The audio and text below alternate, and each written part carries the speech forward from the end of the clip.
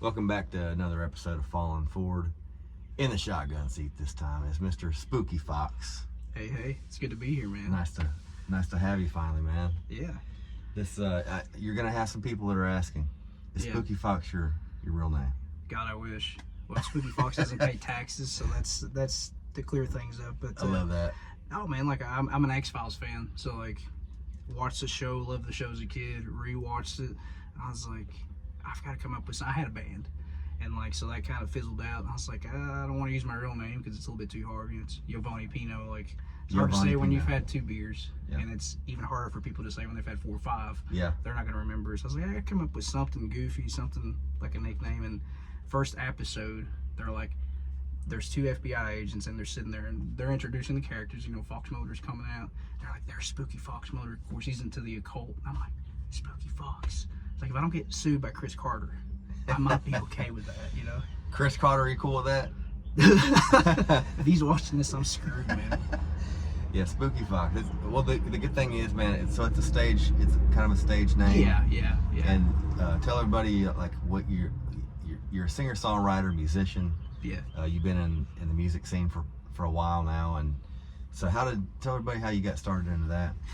Well, pretty much I just, like most people, started doing open mics, and open mics are one of the best things you can do if you're coming up. And from there, just started meeting people. Kind of started a band when I was, a lot younger, and then I kind of just started doing my own thing and came up with the stage name, and just kind of been trucking ever since. Just playing anywhere I can, trying to meet people, trying to come up with better songs, and just mostly just trying to hone whatever it is I do.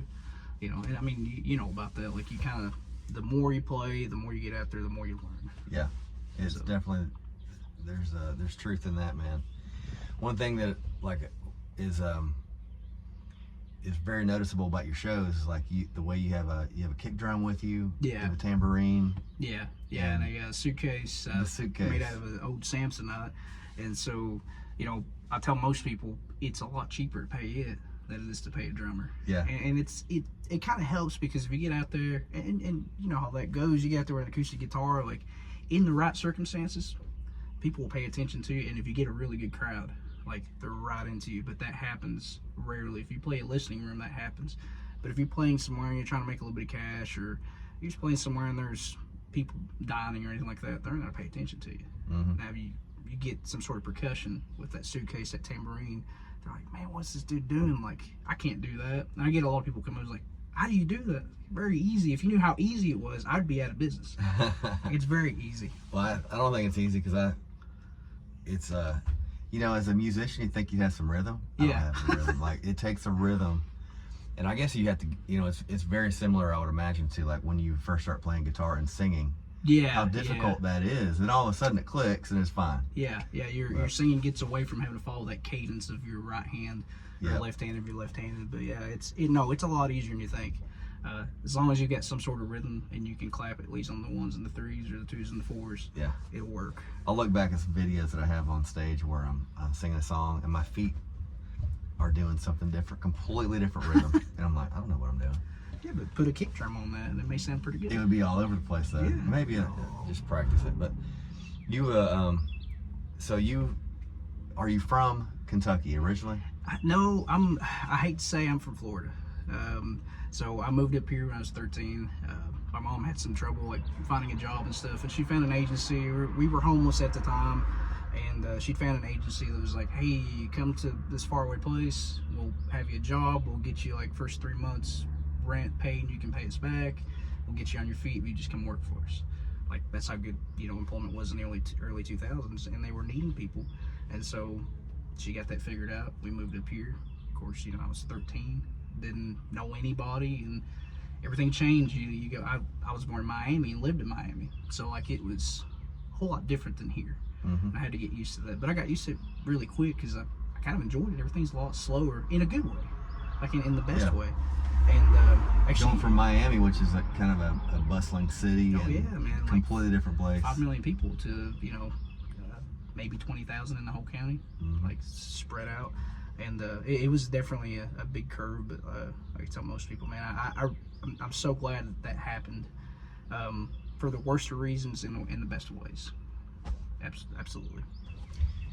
do you find life's like that in general, where one door closes, another one opens, and Yeah. I feel like that's the way the life of an artist too, where in this scene that we're in in the music scene, it's like you just got to learn how to be resilient, and so many of those life lessons that you gain along the way can help out with that.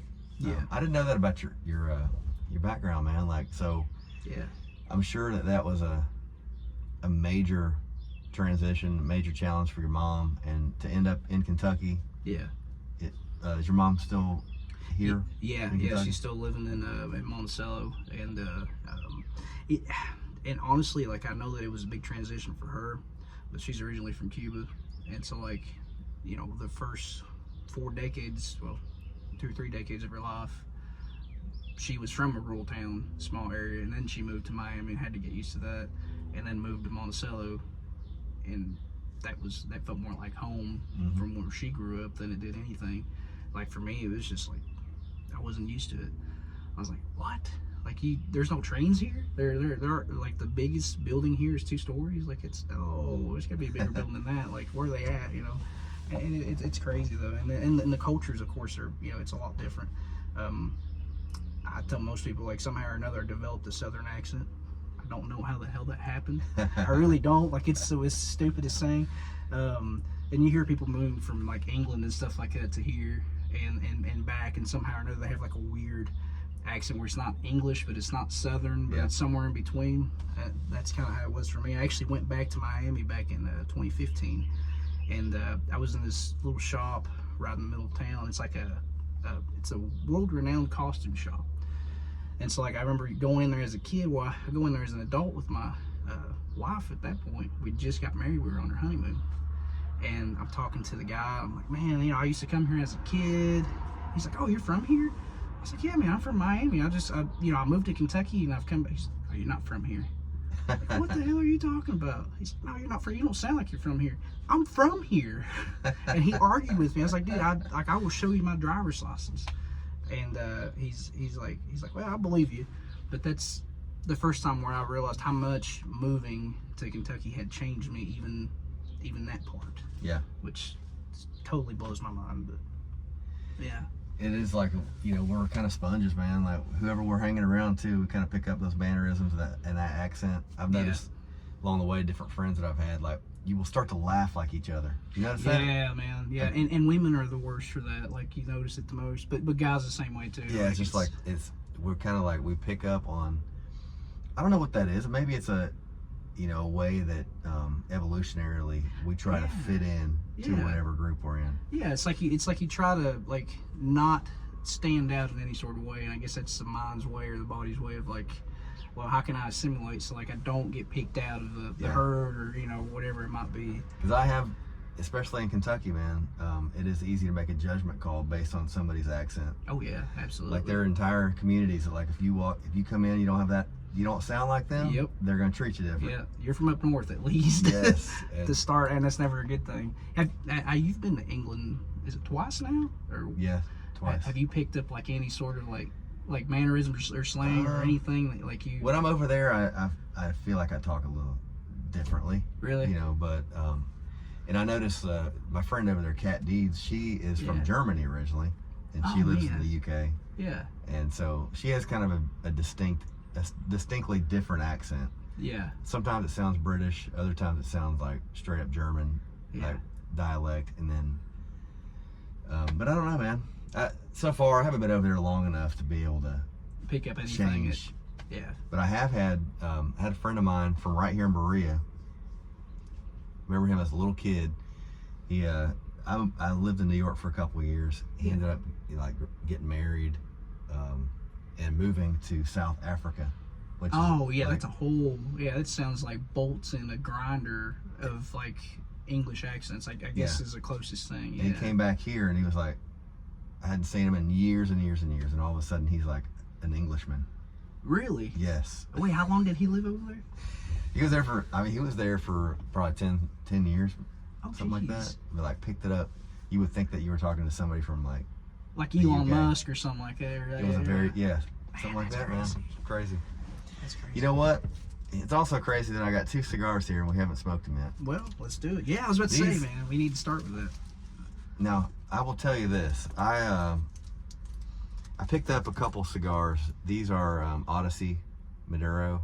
You will, if you have been watching the show, I did a review of one of these, and this is a kind of a lower end cigar. I'm down to the bare bones in my humidor. These are the last 2 cigars that I've got. So, if I would have known you had Cuban ancestry, I would have tried to make that happen. I've never got a hold of one. I actually had a buddy of mine got a hold of me a while back, my buddy Adam, and he's like, man, they visited somewhere down south, and of course they're not technically, it's kind of like bourbon. Like, you can get bourbon from any state, but at the end of the day, 95% of bourbon is made in Kentucky, and the other 5% is counterfeit. And it's kind of one of those deals. Like, you've got people that are. I have never used one of these. I feel like let's see. I usually just slide them. What are you gonna do? The only end. Oh, I got you. Oh, it doesn't have the. Yeah. You're gonna clip off about the size of a dime. Oh, gotcha. Maybe a little smaller than the. Yeah, probably a little bit smaller than that. Close. It's a guillotine cutter. Right. And makes a straight cut right across it. Gotcha. So then what you want to do, take the first draw. Yeah. Kind of make sure, you want to check the air, get the first taste of that dry tobacco. Gotcha. And then, then at that point, you warm the end up. What I do, I kind of just warm it up so that I see everything kind of glowing. Yeah. And then get one of those fancy lighters. I always turn around and blow right there so that I can verify that it's all burning. You want it to burn even. So that that way it's not kind of going cockeyed or anything. You're tasting the binder, and the filler, and the wrapper all at the same time. Gotcha. Because they're all 3 different types of tobacco, typically. Right, because it usually matters like what they wrap it in and stuff like that. Yeah, these are Maduro, so a little bit of a bolder cigar. This one right here, it's like kind of peppery, in my opinion. It has a peppery kind of taste. You're gonna get a little bit of, a slight, dark chocolate kind of thing going on. I can see that. Man, that's pretty good. Over in the UK, you can buy Cuban cigars. Oh yeah, because they don't have an embargo. Yeah, that makes sense. Every time I go over, of course, I shouldn't even ask because I know you won't get through customs with anything like that. But I've never tried to get one over. Can't get video proof of that, but I'm sure you catch my drift. If someone happens to slip in your bag. I did. I went to a pub first night that I was over there this last time. Yeah. I went to a pub and got to talking to the owner of the bar. I asked him if there's any cigars like close by. I wanted to smoke one. He's like, "Man, I got you covered." He comes out with a box of Cuban cigars. It was a small box, and it had 3 cigars in there. And I took one and I started smoking. I was like, you know what? This is crazy. Like, first night back in the UK, I'm smoking a cigar in this 500-year-old pub. Dude, with some locals that all look like they could be characters in a movie, everyone's small town scene, and they've probably been there for 40 years, going to the same place. Yeah, man, that's awesome. And at some point, man, you got to go. I don't even have a real ID. I think today is the cutoff for I can't even get on a plane starting today. I didn't realize that. I got my real ID. Before the first time I went to the UK, and I got my passport. Had to get it renewed because my old one expired. Right. Have you had a passport before? Never. Okay. Never. I know you can go to the post office and stuff like that, but I've never needed one. But hey, well, you want to go? If you've been following the show for a little while, talked about the UK tours. So I'm working with my friend Kat Deeds over in the UK. Which she and I formed KD Music Media. We also formed up For the Love of Appalachia, and that is a nonprofit that's it's raising money through sponsorships to fund Appalachian artists to go over to the UK and experience the whole thing. That's awesome. So we organize the tour, we organize everything, so it's super easy. It's all in-house, which saves a lot of cost, and more personal because you know who you want to get and you know how to promote them and how you know it's people you build relationships with. When I went over there first time, man, it was like they have such a passion for the music that's coming from this area. Right. And I was like, man, if you like what I'm doing, you're gonna fucking love my friends. Yeah. So we Kat and I put our heads together and figured out a way to make it happen. And so Cody Lee Meese is going over there in September, and Brennan Edwards. Yeah. And we're basically going to be staggering the sponsored tours. Right. It's based on the funds that are available. Right. And then with KD Music Media, anybody that wants to go over, that wants to self-fund their own way there, they've got the infrastructure built up over there. We can help you find places to stay for cheap, sometimes free.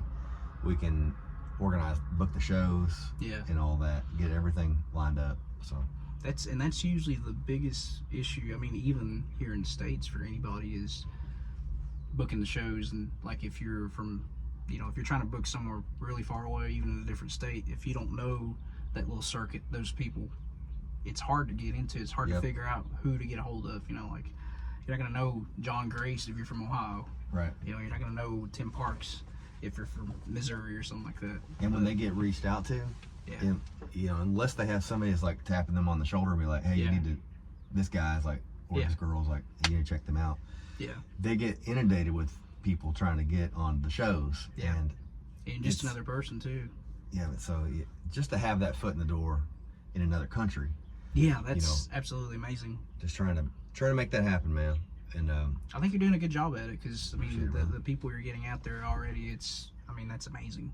That's amazing. I know you and Daniel when Hunter went over there, and I mean that's just I seen some of the videos of the crowds and stuff, and I'm like, man, those people, like, they're sitting there looking at you guys like, wow, this is great. And you could tell they don't get that sort of music a lot. And they don't. They're just now experiencing a country music boom there, and they're going for the mainstream stuff, of course. Like right. Like, oh, do you know this Morgan Wallen song, or like that mainstream, that kind of like thing. not even like what we would consider, or I mean to us anyways, mainstream, like Tyler Childers, like, and they're asking for Tyler Childers and things like that, and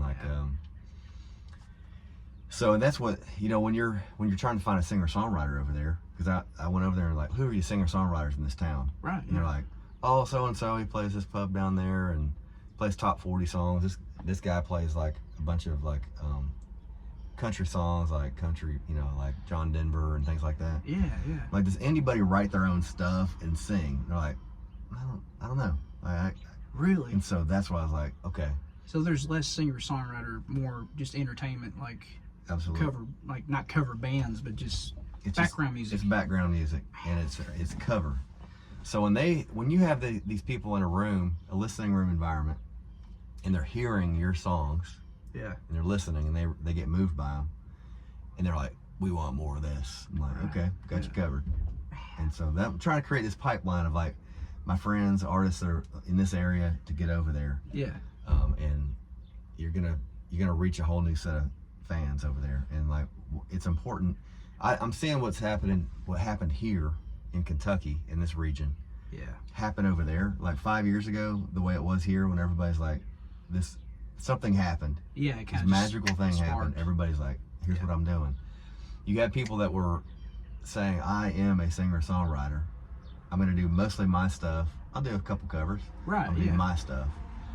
And there's a lack of that over there. And so I'm trying to maybe motivate the next generation of people that are growing up over there right now, and seeing some of these artists from Appalachia go over there. Maybe who knows what can happen with it, but well, I mean, hopefully it motivates people that are already over there, that maybe they're playing a couple pubs every weekend, and all they're playing is top 40 stuff, because, well, I don't want to play my stuff, I don't want to upset anybody. But if they see that response you guys are getting, they'll think, well, I've wrote several songs, like maybe I'll try these out this night. And that's the best. I mean, that's fine, do some covers, but do your own stuff, be your own person, and if people like it, that's great, and if they don't, who cares?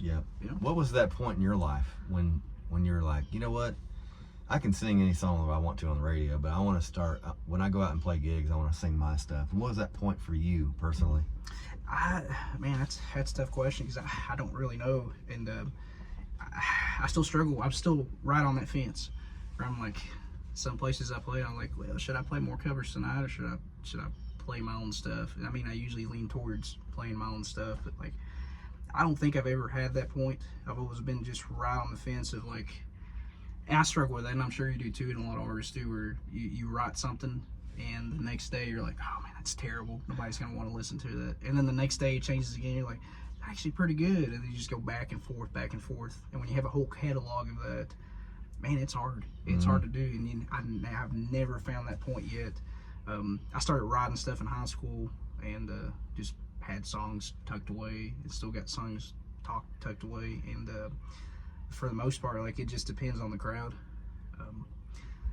You know, sometimes I just want to make them happy. Is like, what can I play that they're gonna know, or like, what can I sneak in my own song halfway in the middle, maybe, that they're gonna recognize to like come back to you. But it just, you know, it just depends. It is like, it's good to have that, to be able to anticipate that. Yeah. And you know, to entertain the crowd, and also say I am Spooky Fox too. I'm my own guy, and like I got my own stuff, and I feel like it can be a hard thing to get out of when you go and you're playing cover songs. You get that rush, that endorphin rush of people singing along and dancing and tipping extra well because they know the song and things like that. Yeah.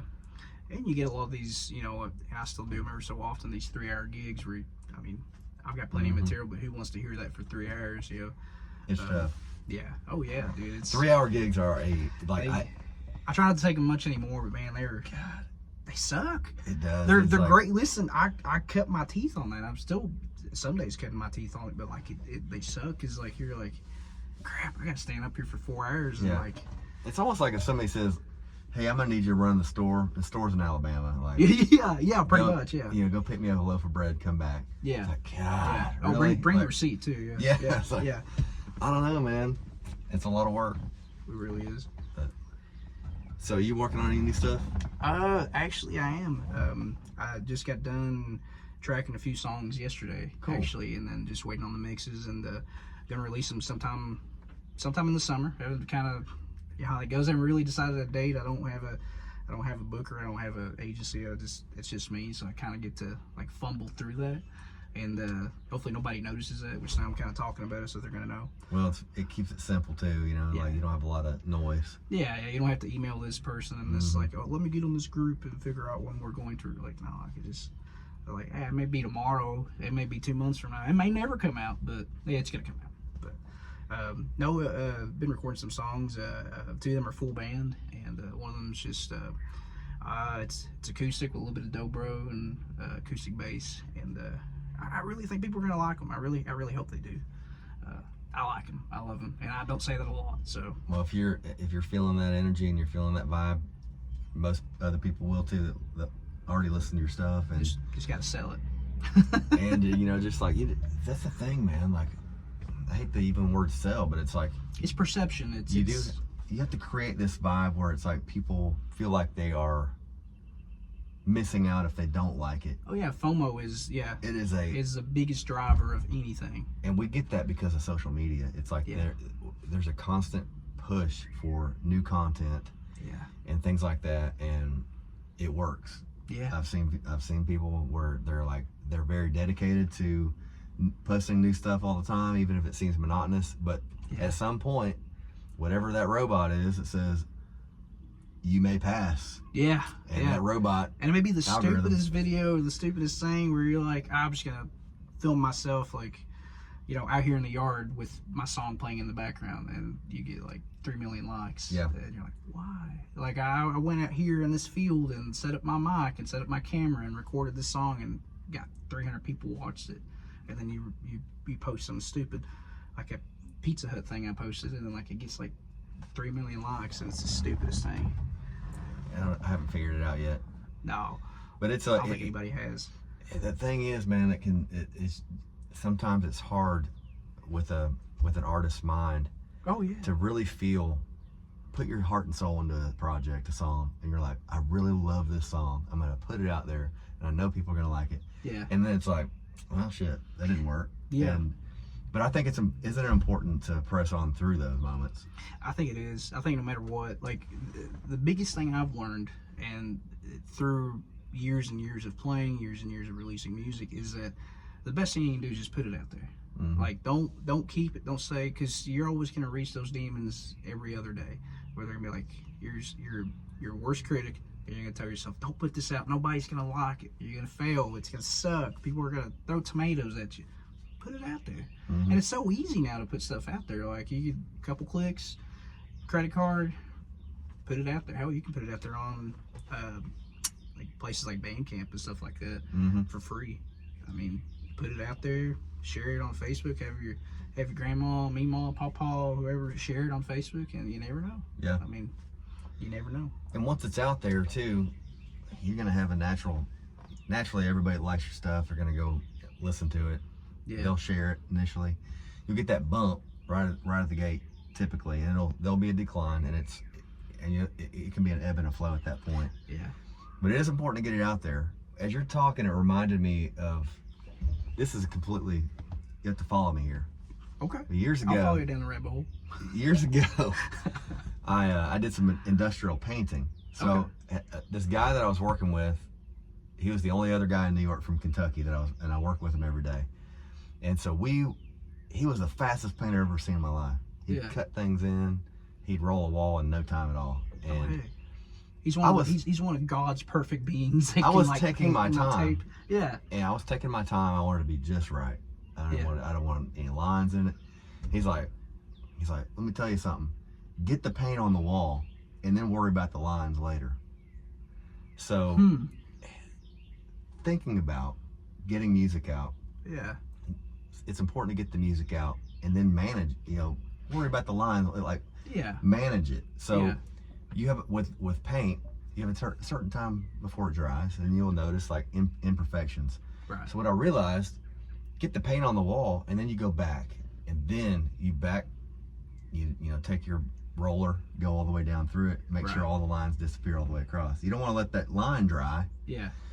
So I know you follow me on that. Yeah, I get what you're saying. I get what you're saying, because, and that goes back to the same point. Like, just put that stuff out there, and it's like you said, put the paint on the wall, and see what happens. But I will make this point on that, is that in doing that with the painting, you still have this plan that you got in the back of your head of how you're going to do those fine lines around the corners and do this and do that and come back, do a second coat. You've got that plan. So like, all in the meantime you're releasing stuff, you've got to prepare to get on the other side of that. Yeah. Whether that's going on, trying to get a hold of a radio station, maybe like doing a small interview, or like how are you going to share that, who you're going to text everybody, like how are you going to promote that just a little bit further, so that you're not just kind of just throwing it out there and throwing a pebble out into the ocean and seeing if it comes back. Yep. So I mean, there's got to be that plan. There's a management that has to happen with each song, and so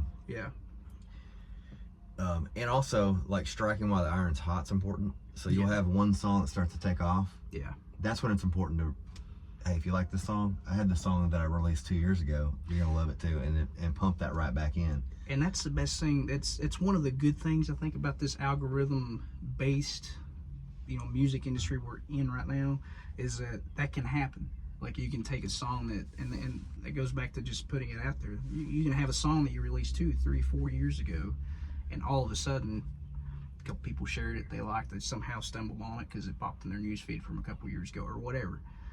And then it just starts getting hot again for no reason. There's no rhyme or reason to it, but that can happen. Look at, Red Clay Strays.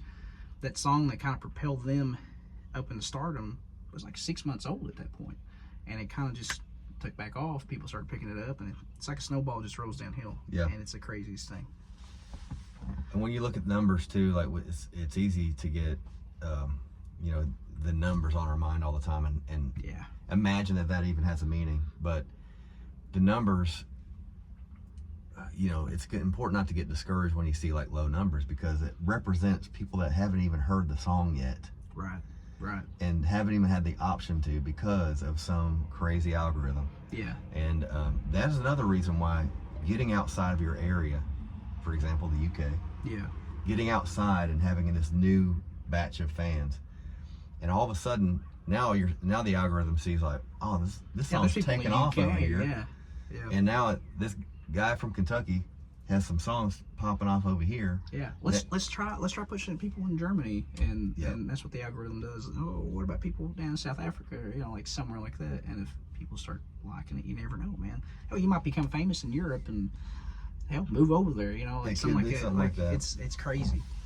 Do you have like a favorite show that you've put on, or a favorite venue, or through the years?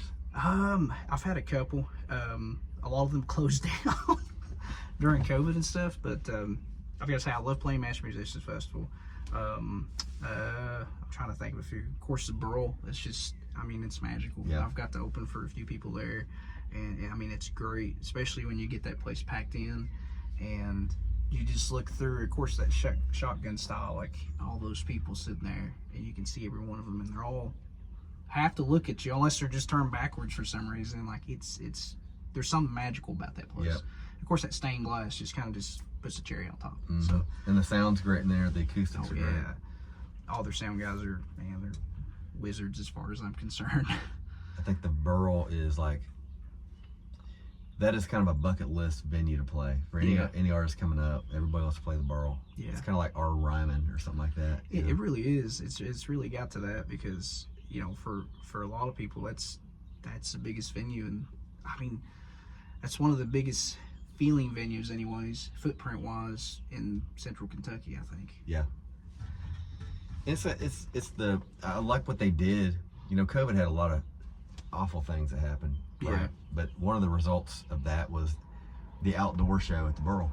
Like they expanded to the outside show because of social distancing. Yeah. Oh yeah, I forgot about that because they had the tables set out. Yep. I think Grace Potter played up there, and it was like that. And of course, they had a bunch of shows, but yeah, man, I didn't even think about that. That is why they started doing that. Yep. And it was like for the outdoor, and then all of a sudden it was like, now we got a place for 1,000 people instead of 400. Yeah. You know, I don't know what the inside capacity is.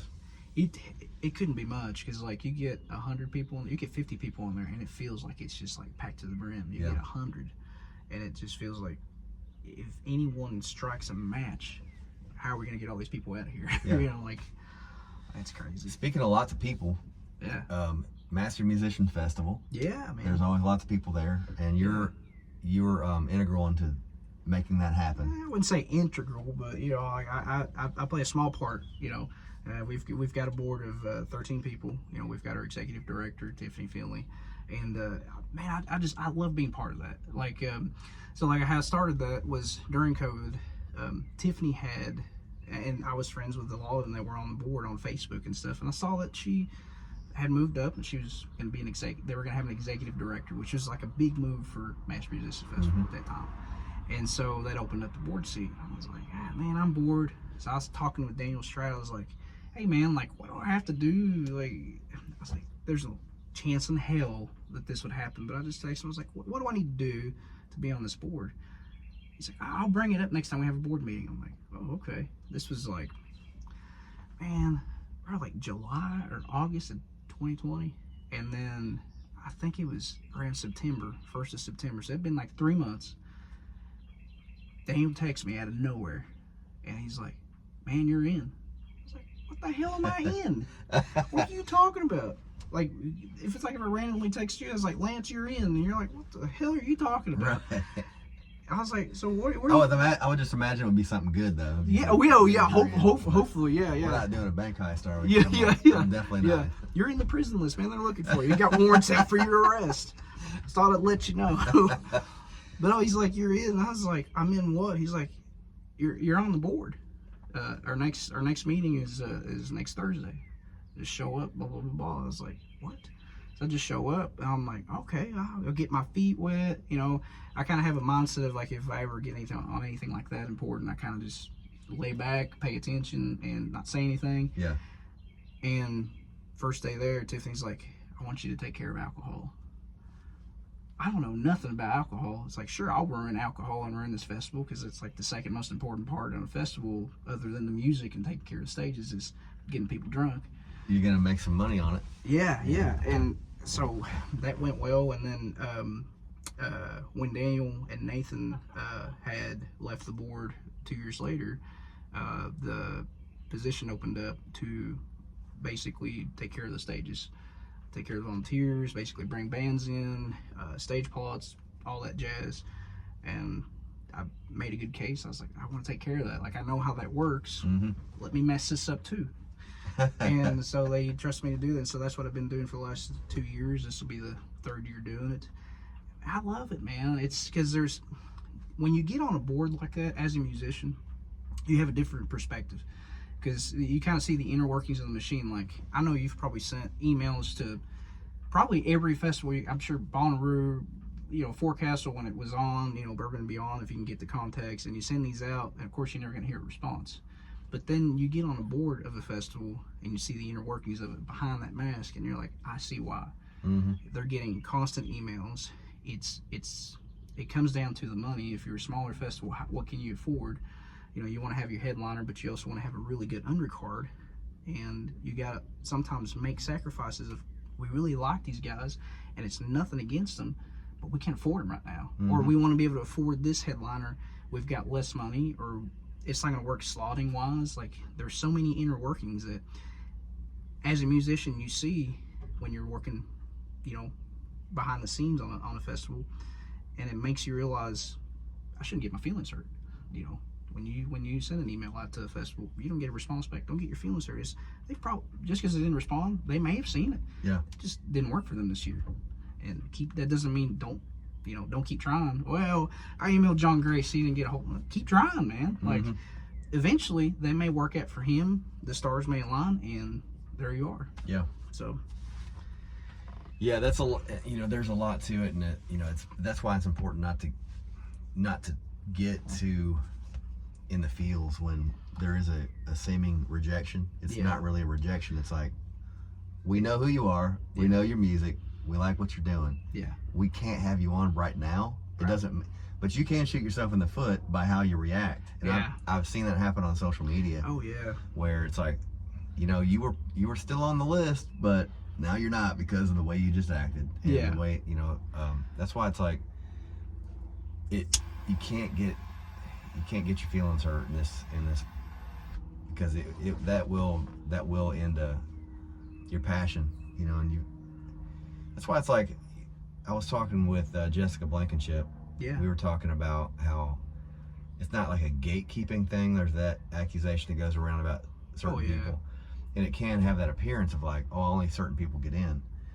It's not true at all. Yeah. It's not true at all, and it's like if you are working hard as a musician, they're seeing that you're putting out good original music. Yeah. You have good work ethic. Keep it up, because you will get on these, whatever festival you want to get, you will get on there eventually. Yeah. It may not be on your timing. It's got to be on theirs. And but I think there are a lot of people that are rewarded for their, stick-to-itiveness. Yeah, I think so. And I've seen it firsthand, man. The Massey Musician Festival is one of the best. It's such a cool vibe when you go there. It's like everybody's having a great time, and it's kid friendly. That's the biggest thing I love. Is that, like, a lot of festivals are kid friendly. Don't get me wrong, but like, it just feels like it's, you can take anybody there, whether you're Roger Combs or Mike McCollum's little girl. Like, you can take anybody there. Yeah. From a 7-year-old to a 90-year-old. Yeah. Oh, I don't think Roger's 90, but you know what I mean. But yeah. And everybody dancing. It's a good time. Oh yeah. So it's Jamie Johnson this year, right? Yeah, we got Jamie Johnson July 11th and 12th. We've got Kentucky Headhunters that Friday, and we've got a band from Canada, and me and Corey Gotts are crazy about, and we tried to get the rest of the board crazy about, but they're getting there. But they trusted us, and then there's those background politics kind of play out where, like, well, we'll support yours if you support ours, and like a lot of horse trading and stuff. But like they're called the Gins. They're from Canada. Don't ask me where in Canada, but somewhere out in the Great White North. And man, they're awesome. They're grunge. I don't know if they call it grunge anymore, but like it's a grunge band. And if you get a chance, listen to them, man. Cool. They're really good. I think you'd enjoy them. It's gin like the drink, or gin like gin with a J. Okay. I don't know what kind of gin that is. I'm kind of afraid to Google it. J-I-N-N? Just J-I-N. J-I-N. J-I-N-S. Okay. Yeah. Because I know there's also a gin that's kind of like a spiritual thing. Or that may be what they're going for. Yeah. But yeah, I'll check them out. I Dude, they're I awesome. do You'll love the them. I fact think that like you'll love 'em. the grungy kind of sound is coming back, Yeah. and I've you know the Appalachian grunge scene kind of thing that's happening. Oh yeah, man. It's like the throwback stuff. I love that because I grew up in that era. Yeah. High school was like I was all about the grunge. Yeah, man. I could see that. Yeah, it's like high school years, man. Well, see, we're about 40-minute mark. Yeah. We can wind things down, man. Just like how's Sounds good to that me. cigar tasting to you? Pretty good, man. Pretty good. Honestly, if it's on the lower rungs there, I don't hardly see it because like it's pretty good. It is. This is kind of like the workhorse of the cigar world. This is like $2.50 a pop. That's yeah. You know what I mean? You That's can pretty affordable. fill up a humidor with them, and this is kind of like the one you'd smoke if you don't want to pull out like a $15 cigar. You just want to have like you're out in the backyard. You just like pulled some weeds out of the garden. It's like, you know what? I'm just gonna chill back here and have a cigar. Yeah, And man. pull out one of these. It's fine. They're pretty good. They're pretty good. I've had some expensive ones and stuff, and like I'll be honest, and I'm sure there's wine people out there and it's the same thing, but like they all kind of feel the same. But you know a cheap one, like you know when you smoke one that's just terrible and it tastes like just radishes or something like that. Like this is not one of them, so it's pretty good. Yeah, this Pretty is good. this is a decent little cigar, man. I like the Maduro. I've always liked Maduros. You know, they have a little bit of a bolder taste. Yeah. This definitely, the whole time I've picked up on the peppery kind of notes on this, which is, you know, a spicier kind of thing. Yeah. Not bad. Overall, I'd give this like a 5 out of 10. I really don't rank them. Maybe I just It'd be started. hard to do though. Yeah, this is like, okay. It's like, Yeah, it's yeah. one of It's those like things. yeah, it's. I would give it like a 5 or maybe even a 6. Honestly, just because of the price. Yeah. Compared to the quality of it. It'd be like, I was comparing this to like a Miller Lite or a Bud Light. Yeah. If you're sitting down at, you know, you can't really compare a Bud Light to a craft beer. Right. Yeah. You know what I'm saying? And some craft beers taste just like a Bud Light, and it's kind of crazy. And then you have the people that are like, yeah, I really don't like craft beer. Give me a Miller Lite all the time. Like, Oh yeah. I think that's probably Yeah. like that. But I had my favorite cigar is a Perdomo. They have like their anniversary series, the 10-year anniversary champagne. If you ever get a chance to smoke one of those, Yeah. I may try that, man. it's good. Well, Spooky Fox, man, I'm glad that we finally made this happen. I am too. Make sure if you're watching this right now, check out Spooky Fox. Please do. When I first met you, I think you had you were doing the summer sessions. Maybe that's before I even met you, but I saw the summer sessions. Yeah. So find that video, Summer Sessions, Clementine. Yeah. That's my favorite song of yours, man. It's Thanks, like, man. It moves me every time I hear it. Well, thank you. Yeah. I appreciate that, man. It's a combination of the heartfelt nature of the song, also the melody, the chord progression. Like there's that change in there. There's a chord change that like elevates it, but it's a masterful song, brother. Thank you, man. I appreciate that. Hopefully, I'll keep writing something like it. But Yeah, I can't wait to hear your new stuff. yeah, man. So I'll tell you what. I'll send it to you. okay, I'll send it to you before it comes out. You tell me. and make It sure sounds you good. you know, share it when it's time for me to get the word out. Get the word out. Oh yeah. I'll be texting you. I'll be like, man, hey man, please share this, Very please, cool. please. Spooky Fox, man. I appreciate you coming on. It's been a great interview. Appreciate I'm you sure we having me. missed a lot of things that I'll think about later. I should ask them. You're good. Listen, we could probably have a whole interview talking about cars. So I'm just glad we didn't dive into that. Yeah, well, we'll have you back. We'll have you back. I We'll would do love another that. one. I would Yep. love that. Y'all have a good one. Smoke good cigars. Yeah. Hang out with good people. I don't know about that. Be good to each other. This is another episode of Falling Forward.